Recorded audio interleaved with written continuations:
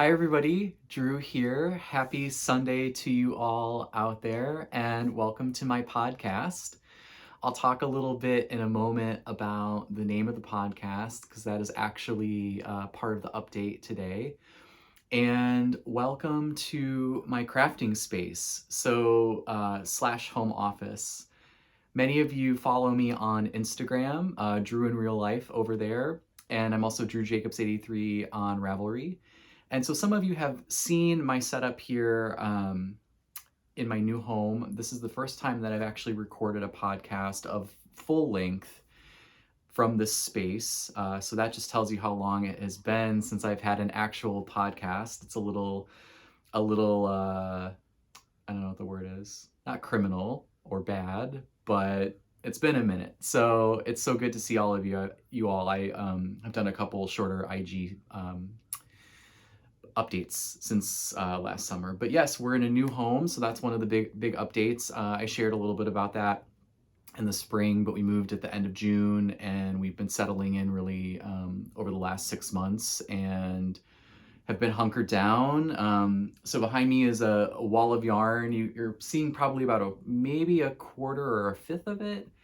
It's like 8 feet by 4 feet, and it's just a wonderful inspiration in my crafting. It was something that I had in our home in Fayetteville, Arkansas, where we lived for a number of years. And when we moved into this house and we had the space, I knew I wanted to bring it back. So, and over here I've got some shelving for works in progress and other yarn. So yeah, so this is my space.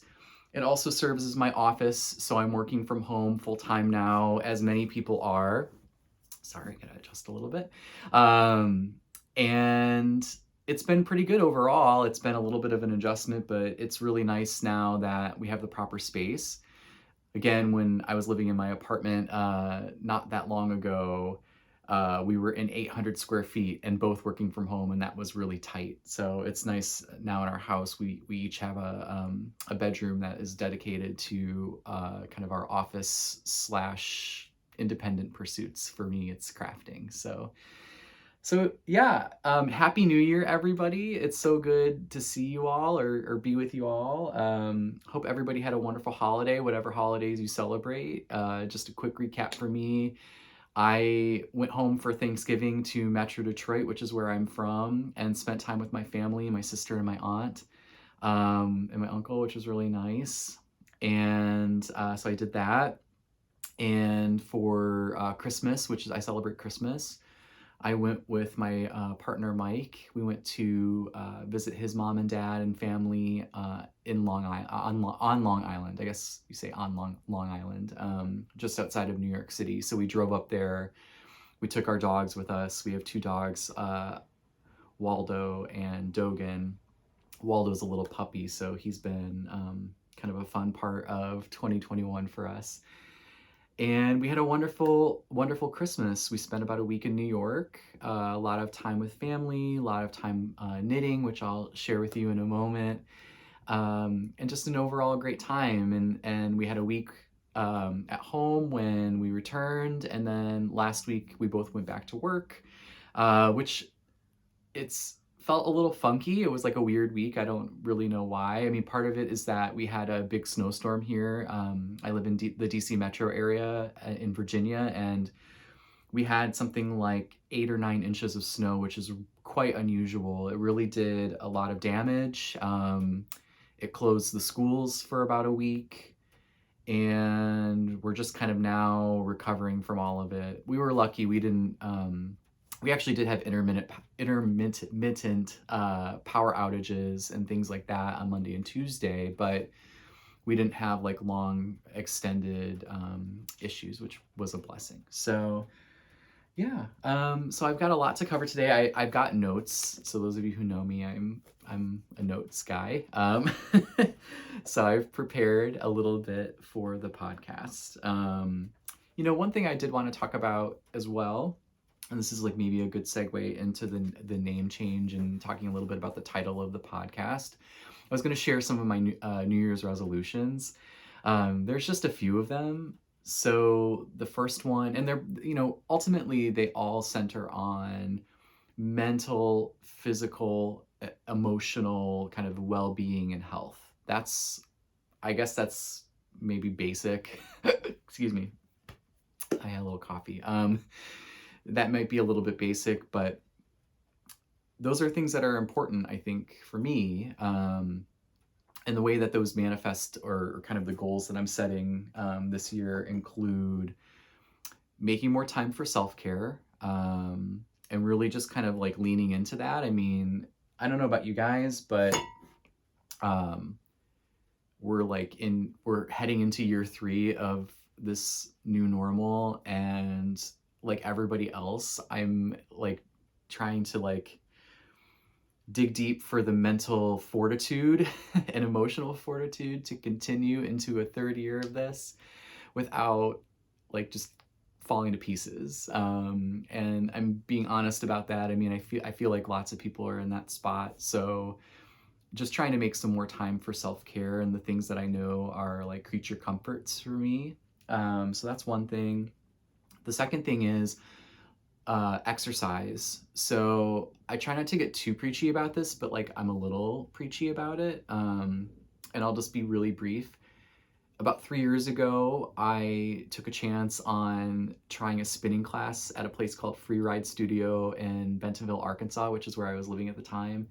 And it really changed my life. And I told myself, Drew, you're going to go to 5 classes. And those 5 classes were really hard physically. I was just so out of shape. And when I look at photos from like late 2018, I'm just like, you really can see it if you like you start from that point, and then you do kind of consistent exercise for a while. You can kind of both, you feel it physically, but then you also see it in photos. So it's just, whenever I look at photos, I think, gosh, I really was heavy. I mean, for me, heavy for me. And that's not the only thing that matters, of course, about it. But anyway, so back to the resolution. So I've been doing this now for 3 years, but the one like little wrinkle in this is I decided that I wanted to rollerblade in the beginning of 2021. Maybe I had just like lost my mind a little bit from being quarantined. But so I tried that. Long story short, I took a really nasty fall on my rollerblades. Thankfully, I was okay. I could have been really bad. I was on a city street and I almost got hit by a car, and I fell on my tailbone, and I ended up being sidelined from basically all exercise except for like gentle walking for 6 months this past year. And it was a big mental game for me. It was really hard. But I got the clearance to return in November. And I do row house. So that's my big exercise thing now, as you can see. And if you follow me on Instagram, you know, I'm just like so passionate about it. And I've been back and it's been great. So I have a resolution this year to take, I think my goal was 130 classes. I could be overshooting that a little bit. But I'm up on some great milestones. So in rowing, we measure meters rowed. And at Row House, it's a big deal when you hit several milestones. I've actually hit 1 million right before my injury last year, and then I was benched. And so this year I want to hit 2 million, and I'm confident that I'll do it as long as I don't get injured again. And I'm being really careful. But my stretch goal is 2.5 million meters rowed. And I'll talk about rowing some other time, because I do have a lot to say about it, because I really do love it a lot. But my advice on the exercise piece is find something you like. It doesn't have to be anything that fits anybody else's box. But what I will say is pick something, stay accountable to yourself, and commit to it. And I really feel like if you follow those simple steps, find something you like that you enjoy doing, stay accountable and commit and stay with it, you'll get over that initial hump that I think is really the hardest part. And you'll see a lot of benefit. And for me, community has always been like such a huge thing. It's what keeps me, I think, in knitting. It's what I really liked about free ride in the spinning when I began exercise, and then same thing with row house is like having that community of people, having people that I see on a regular basis, having coaches, that care about me. Um, I just like it. So anyway, that's my spiel. And then like healthy eating, that's a resolution.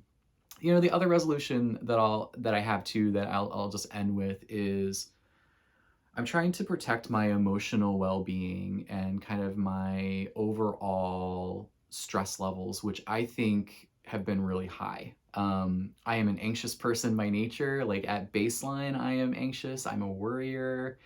I'm a perfectionist. I'm a people pleaser. There are lots of good qualities about me too, but those are some of the ways that my anxiety manifests, and is like bolstered by the pandemic. Um, and I want to change some of that, and so I'm just like really trying hard to just like take it easy on myself, take it easy on other people, think really carefully about like where I'm investing my time and energy in friendships, in work, in home life, in knitting, and just the overall approach of it being more positive and more easygoing and less neurotic, which for those of you who know me, it's like, wow, that's a pretty big shift. But I gotta be honest, I feel like the anxiety is like a killer. Like I really felt it so much last year. And I had so many moments in time where I was just like, I'm so stressed, and I don't want to be like that anymore. I really don't. Life is way, way, way too short. Um, to just be grinding and grinding and grinding and grinding like 100% of the time. And our culture really pushes that. It really expects that. And you have to push back a little bit and say, like, no, I'm not going to be stressed all the time. No, I'm not going to work all the time. No, I'm not going to let like one little sink full of dirty dishes or an unmade bed or, you know, these things that are so insignificant just like suck all of the life out of you. Don't let it happen. But you have to be, I feel like, I know this from my own, I'm just saying my own experience. I have to be conscious of it. I have to spot it and say, like, nope, I'm not going to do that.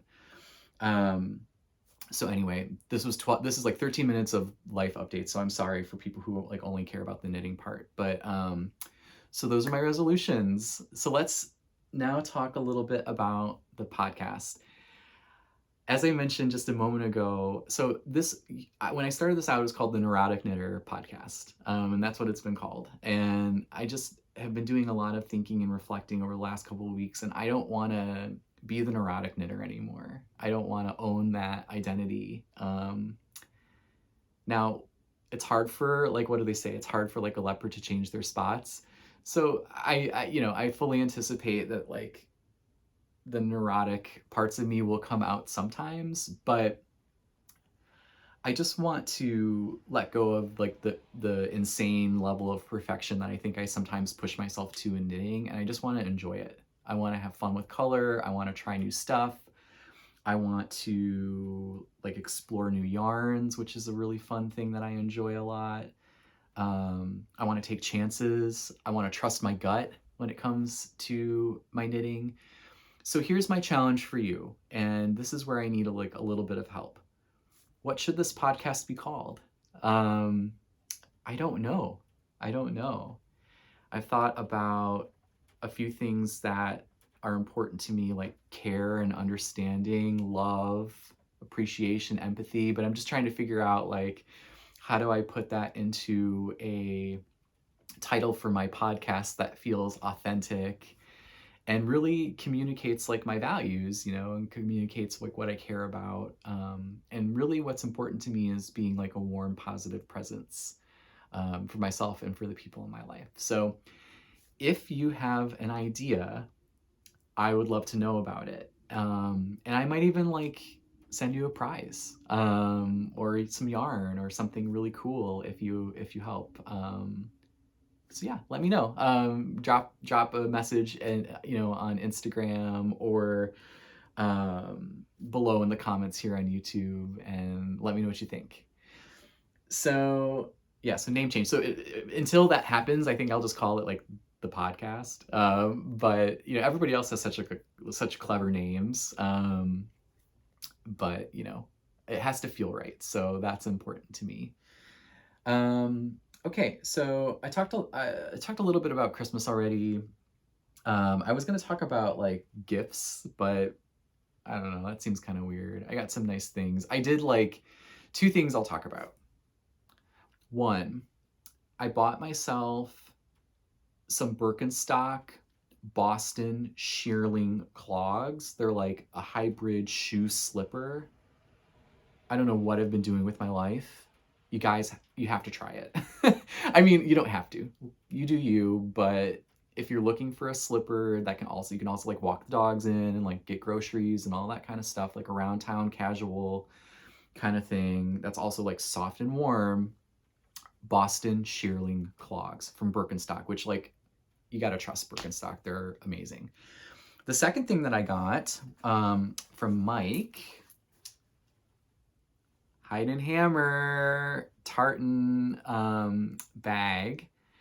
I love this thing so much. I love these bags in general, and I'm turning into like a total bag hoe regarding these bags because I got a couple that I ordered directly from Hide and Hammer. I got the really cool Spin Cycle one from late in the year last year, and then I got this one for Christmas.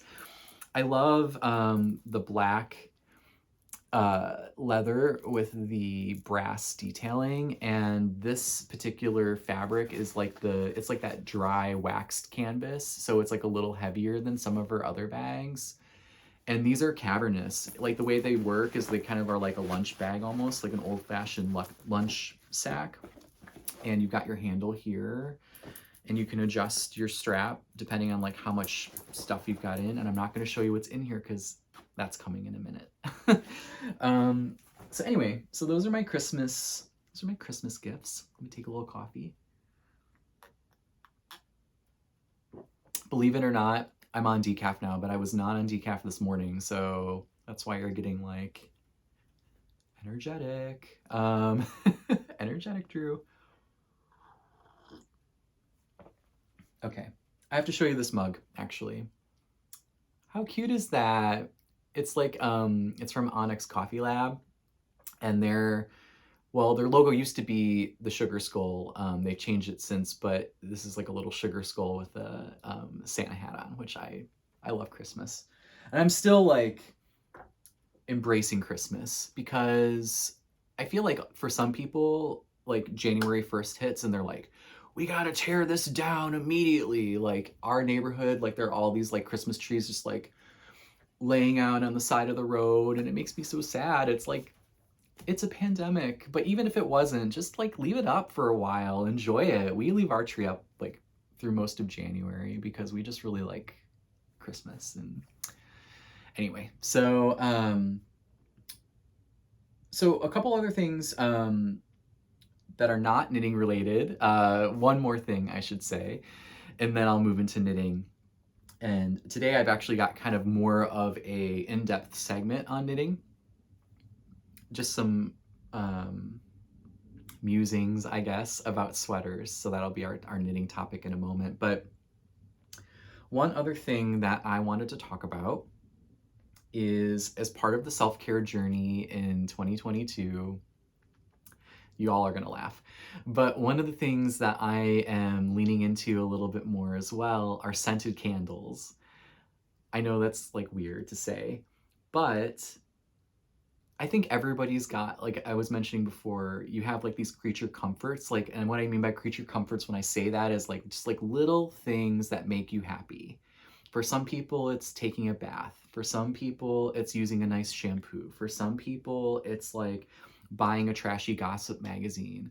One of the things for me is I love scented candles, and I've always loved candles of all kinds. But the funny thing is I don't think I've really explored all that's out there, because there really is a ton of fun candles of really wide range in price point, and just, I call it like bouginess. Like there are some that are bougier than others, and there are some that are like really affordable and just great as well. So a few weeks ago on Instagram in my stories, I asked people to recommend candles that they loved. And thank you to all of you because so many of you chimed in with wonderful suggestions. In fact, this will not surprise many of you, and I don't think this is neurotic. I think this is organized.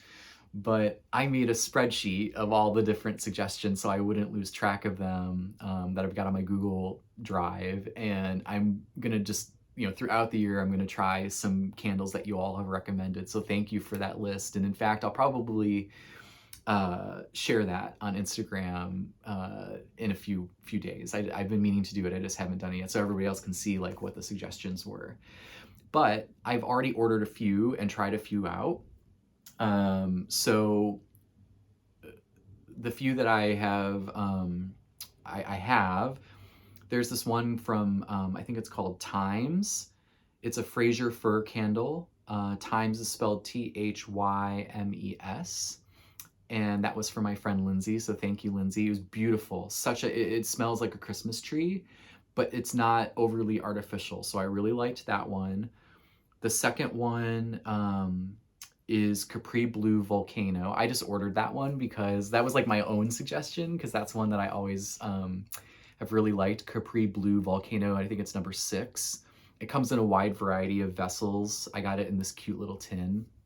And then I got a little spendy yesterday. So one of the other recommendations I received was from a company called Le Labo, L-E, and then Labo, L-A-B-O.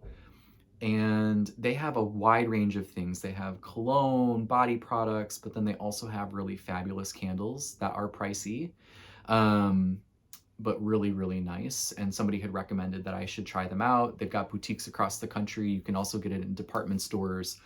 Here in Washington, D.C., we have like a boutique. So I was able to go to like a Le Labo store, and I bought 2 candles yesterday. One is called Vervienne. I'm gonna like totally butcher. Vervienne 32, I think. That one was like a little bit outside my normal like bailiwick.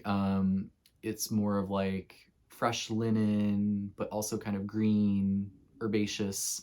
I don't know, it's hard to describe, but I really liked it a lot. It was very light. And then the one that I'm burning now that I keep looking at, but you can't really see it, it's called Petit Grand, I think. Again, I took German, guys. So Petit Grand 21. And this one has a really beautiful like orange blossom kind of fragrance, which for me just hits that sweet spot. And it's because I really like fruit and citrus in candles. So let me know if you have recommendations. But what I'll say is those 4 that I mentioned, loved all of them. I think the Petit Grand 21 that I'm burning right now from Le Labo is probably my favorite so far. The second closest one would probably be the Fraser fir one. And then I've got a couple from Voluspa or Voluspa. Yeah, anyway, I think you guys, if you know candles, you'll know them, that are on their way. So I'll keep you posted and just give little reviews as I go. Okay. So knitting, if you've stayed with me for this long, awesome. We're actually now going to talk about knitting. And what I wanted to do today is I'm going to kind of hit like several birds, who knows how many, because I like to just riff a little bit with one stone. So I'm going to share a few updates, and I'm going to share a project, and I'm going to share some philosophies. So first things first, what am I knitting? I am knitting the painted or painting, one of those two, painting, I think, Painting Bricks sweater by Stephen West. It's a little cinched up on my needles, so it's kind of hard to see. Now let me talk a little bit about the colors. So I did an advent, a yarn advent calendar thing in December from Hue Loco. I loved it. So the way this works, just as like a brief little introduction to yarn advents, is like dyers across the indie spectrum um, offer either usually like 12 days or 24 days. Um, and it's generally fingering weight or DK weight yarn, but mostly fingering. The reason I was attracted to the one from Hugh Loco was really two reasons. One, I had never knit with her yarn, but I had seen, like followed her on Instagram and just thought her stuff was so cool. She did a lot of stuff, like birthstone fades in 2021, which I thought were really cool. Um, so that was one reason. I just thought her yarn was really neat. And then second is that she offered a DK weight fade and 24 mini skeins of DK weight, which I was like, this is perfect because I don't need any more fingering weight yarn. Like I love the idea of it, but I don't think I would actually knit with it. And so I just was excited about DK weight. And I actually had no plan going in. I didn't know what I was going to make. Um, but I was just really excited about the idea of DK weight and I loved it. And I hope she does it again. And I hope more indie dyers, please do DK weight advents. I know it's hard to get the yarn for them, but there's people who really would like that. So anywho, I did the the unboxing, which was really fun. And it was so funny because a lot of like non-knitter friends and coworkers of mine like got really into it. They were so excited to see like what was going to be in the next box, and I just had so much fun opening. I opened them every morning, and I posted like these little videos on Instagram to show the full fade. And um, you know, Hugh Loco, I think her name is Nicole. She kept us guessing. It was not like a typical fade. And I don't know if you can see, but like it kind of bounces around a little bit. In like a glorious way though, like in a way that I made you kind of go like, but then as I have knit this up, I'm just like so in love with it. Yeah, I'm just going crazy for it. So I'm working on this now. So a couple other things. So one is, sorry, this I'm making it up as I go a little bit. So I wanted to kind of do like a more in-depth segment on sweaters because I have some philosophies that I just wanted to share around sweaters. I've knit quite a few of them. Everybody's got their own spiel and their own preferences, and I just wanted to share some of mine just in case they help you. So the first thing that I wanted to share just about sweater knitting in general and knitting in general that I'm trying to model in making the sweater is just to embrace the imperfections. I mean, the sweater's got to fit. So that's something like, you got to work on that. You got to figure out your gauge and all of that. But when I say embrace imperfections, it's like a garment made by a human. So it's okay if there's a mistake. It's okay if there's like a spot that looks funny where you change the yarn. You don't need to obsess over the details so much that in the pursuit of something that looks basically like it was factory made and thereby like sucks all the fun out of it. And I'm saying that for myself. So like this is just an opinion, but as I reflected, I talked about this at the beginning, I feel like I just kind of had an aha moment. I was just like, this is starting to become like work for me. Like I'm so obsessed with making this perfect for what? To impress somebody, to show how talented I am. I mean, I don't really know why. Um, so embrace the imperfections. So an example of this, let me talk through this. So as you can see, this sweater pattern has like a jog, or like a seam up the back. So for non-knitters, like that's the spot where you're going around in a circle, and that's like where you're changing the yarns, and it's also where you're kind of beginning and ending the round. Um, and as I was thinking about what pattern to knit using this Advent, I saw that a lot of people criticized this pattern from Stephen because it had this jog up the back. And as I read through some of the descriptions, like on Ravelry of people who had made the sweater, there were even several who had like gone to great lengths. Like, here are 18 steps that I took to eliminate the jog so that it was invisible. And I kind of like the jog. I really like it. I think this is cool. I think it's cool to see the spot in the sweater piece where the changes are happening. I think, you know, if somebody were to ask me about that, I could talk to them a little bit about how the garment was constructed and what I did, and it almost has like a decorative element because it's almost like, you know, if you had like a shirt and it was seamed up somewhere, you'd have like that kind of you'd have that seam. And so I just like it. So again, I feel like this falls in this category of, you know, embrace the imperfections, and it doesn't have to look store bought. You know, I mean, have fun with it. That's really the thing. Other sweater kind of philosophies and just things that I prefer. I tend to knit DK weight or higher sweaters. I've tried some sport weight and some fingering weight sweaters, but I just find that they're really hard. Fingering weight in particular, I've got big hands, and I'm like, I know you guys can't tell, but I'm tall. Um, and so it just takes me forever. So that's one thing. I really am enjoying knitting DK weight in particular because it kind of is the best of both worlds. It's something that you can kind of accomplish and complete, but is also not as heavy as like a worsted or an Aran weight sweater. So just consider it. You know, there are a lot of really great DK weight patterns out there that knit up on like a 5, 6, or a 7, and so that's like a really nice like middle of the road needle.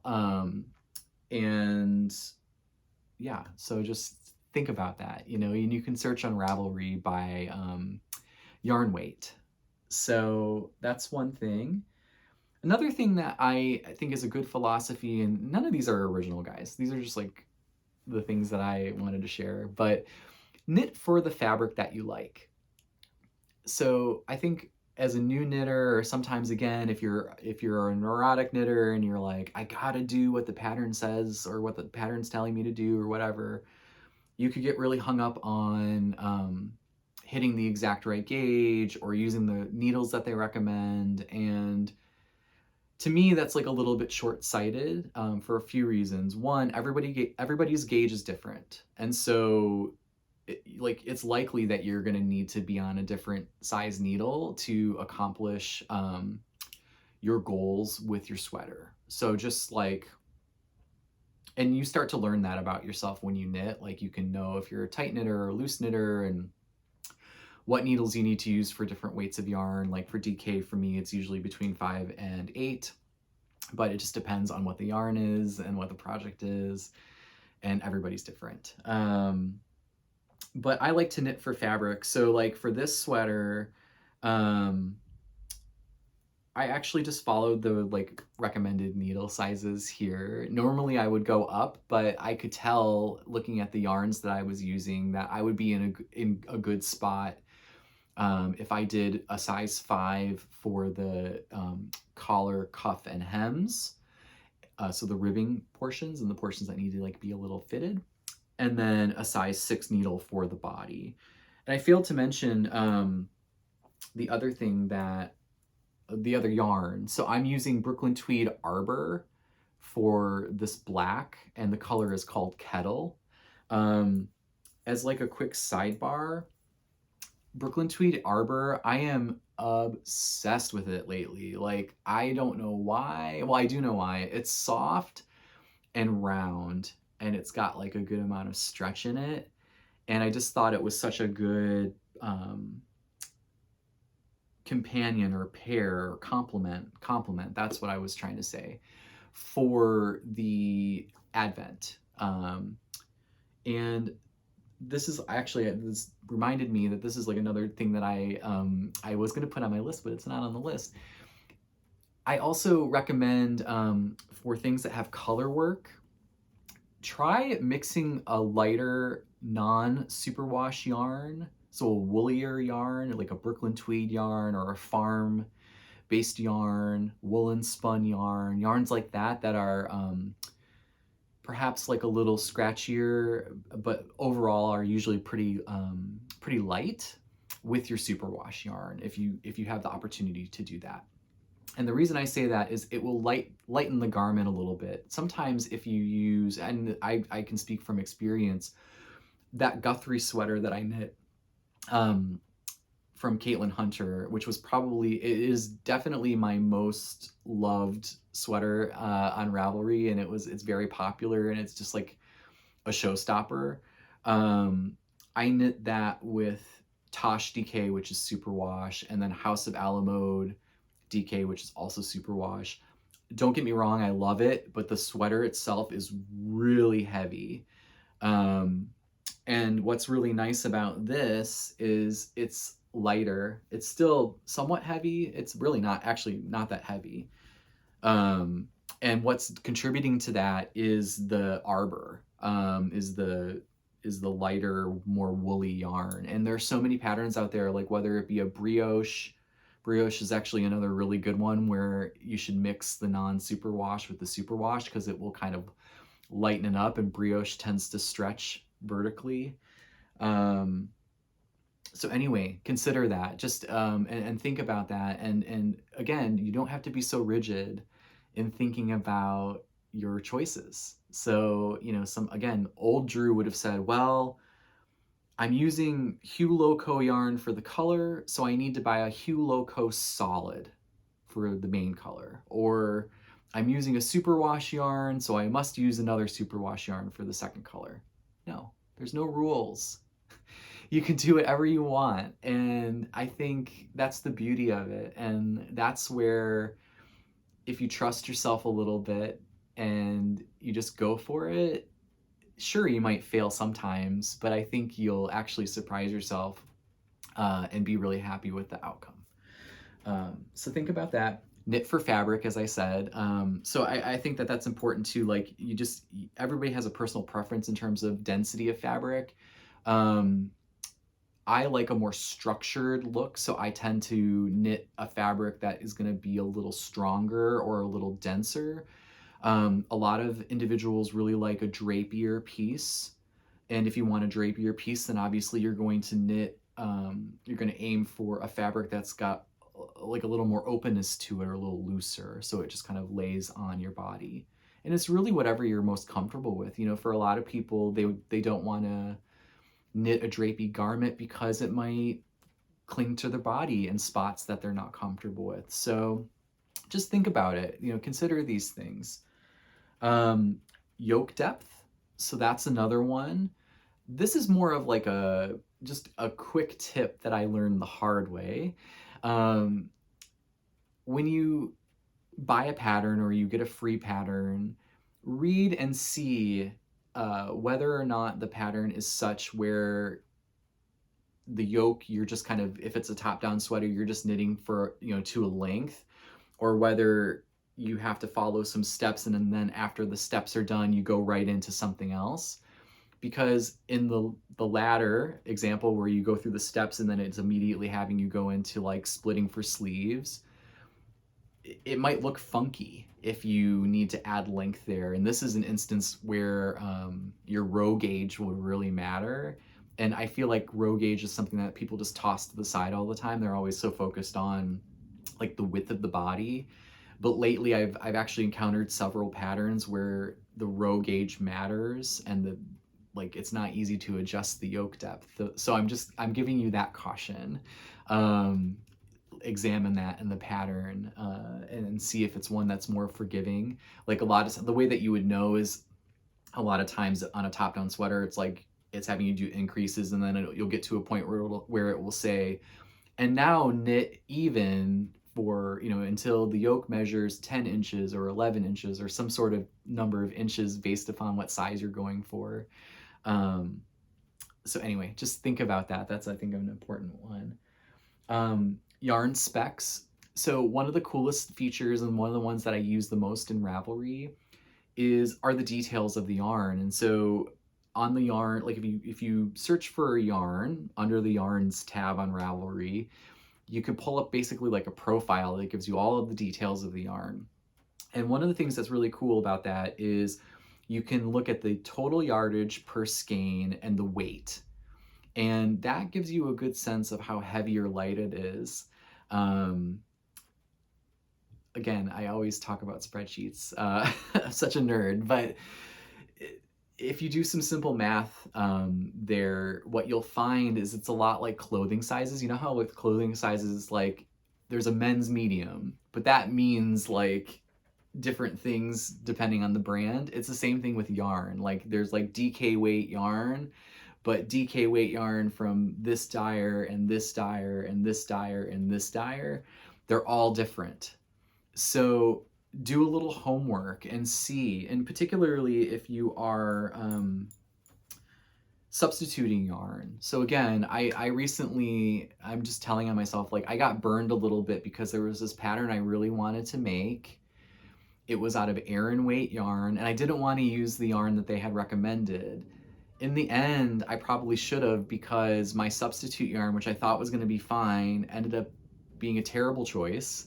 And my yoke was really short, and I was ultimately like really not very happy with the progress there. And so I was kicking myself a little bit. And so I'm just sharing with you that that's a step that you can do in terms of planning. Again, not being neurotic about it, but just doing like a couple advanced steps where it matters. You know, if the row gauge doesn't matter, then no big deal. But just know that that resource is there for you. So yarn specs, that's another one. And then my final one, and this is like a little Drew specific, but I feel, so this pattern, for example, I'm going to tell on myself a little bit here. When I decided to do this, I was nervous. I thought, how is this going to look? Because I searched out all, you know, on Ravelry, you can look up a pattern, you can see everybody who's made it. And I would say probably, I don't know, maybe 90% of the painting bricks, I think is the name. Sorry, Steven, if you're watching this. I think it's painting bricks. Of the sweaters that people knit, were using solid bright colors, right? And my bright colors are speckly and they're melty and fadey. And I thought to myself, is it going to have enough punch, right? Because sometimes with those speckly yarns, it's hard to get the contrast that you are desiring. And so I, like, quite honestly, I was 50-50 on it. I was like, this is either going to turn out and be spectacular, or this is going to look really ugly. And I'm so glad that I just like went for it. And this goes back to the earlier point. Trust yourself. Take a chance. So like if it excites you and you think that it's going to be cool, no need to ask the jury, no need to get approval. Just go for it. What's the worst that could happen? You invest a little time and it doesn't turn out and you do something else. No big deal. But the one secret that I would share, and I would just, again, your mileage may vary, your choice, of course. I'm a huge believer in leveraging black yarn, either black yarn, dark navy blue yarn, or on the other opposite end of the spectrum, like white, cream, or silver. Because with all of this stuff, like patterns like these, in my opinion, the key is contrast. You're gonna lose all of that beautiful color if you don't have like a lot of distance or a lot of contrast between what I kind of call the frame and then those fun speckly rainbowy colors. It's our tendency, I think, as humans, when we see like, so this yarn, it would have been really easy for me to try to get like a dark pink or a darker blue, like to try to match some of these colors, right? So it kind of goes together almost the way that you would think about like putting together an outfit that you would wear. But sometimes you have to push yourself and say like, but what's going to give me the most, sharpest contrast? And this is a place where people always joke about black yarn because it's hard to work with and it's dark and you can't really see, it's like, it's not always the most pleasant to work with because it might be hard to see, but it is almost always going to give you a beautiful contrast. And I don't know what it is, but apparently I'm like becoming this. All the sweaters I love look like stained glass. So I don't know why that is, or not all of them, but this is now the second sweater that I'm knitting where I've got a black frame and then some sort of like rainbow speckled thing happening. And I love it so much. So I don't know, maybe I'm just gonna be that guy who like knits like variations of the same theme over and over and over again. And that's cool with me. So yeah, that's it. That's a lot of me talking. I'm gonna take a little sip of coffee.